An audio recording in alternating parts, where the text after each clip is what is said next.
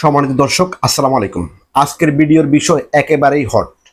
জাতীয় নাগরিক পার্টি এনসিপির সংবাদ সম্মেলন বয়কট করেছেন দেশের সকল সাংবাদিক।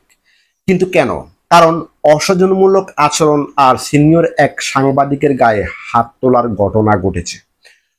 ঘটনাটি ঘটেছে বৃহস্পতিবার সকাল 10টায় ঢাকার হযরত শাহজালাল আন্তর্জাতিক বিমানবন্দরের ভিআইপি গেটে। এর আগে জাতিসংঘের সাধারণ পরিষদের আনুষ্ঠানিকতা শেষ করে দেশে ফিরেছেন প্রধান উপদেষ্টা ডক্টর মোহাম্মদ ইউনূস এবং তার সফর সঙ্গীরা।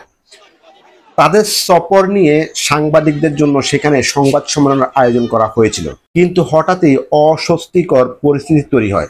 সেখানে উপস্থিত গণমাধ্যম কর্মীদের অভিযোগ, যখন বিএনপি নেতা হুমায়ুন কবির ব্রিফিং দিচ্ছিলেন তখন এনসিপির নেতারা হট্টগোল শুরু করেন।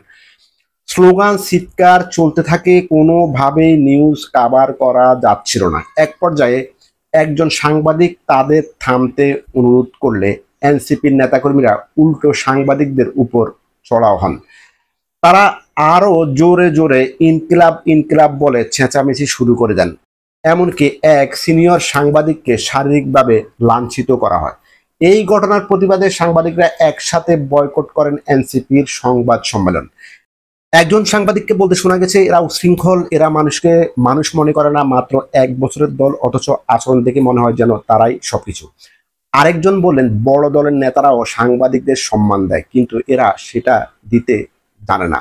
এদের কোনো ভদ্রতা নাই। কথায় আছে না, অল্প বয়সে পাকলে ড্যাশ ড্যাশ দুঃখে যাবে চিরকাল।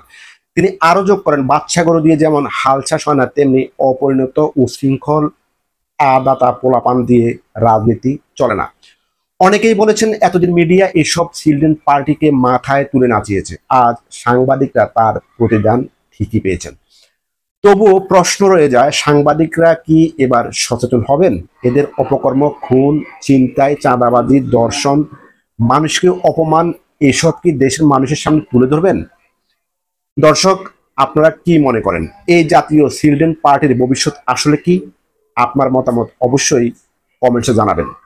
আর হ্যাঁ, ভিডিওটি ভালো লাগলে চ্যানেলটিকে সাবস্ক্রাইব করে পাশে থাকবেন। ধন্যবাদ।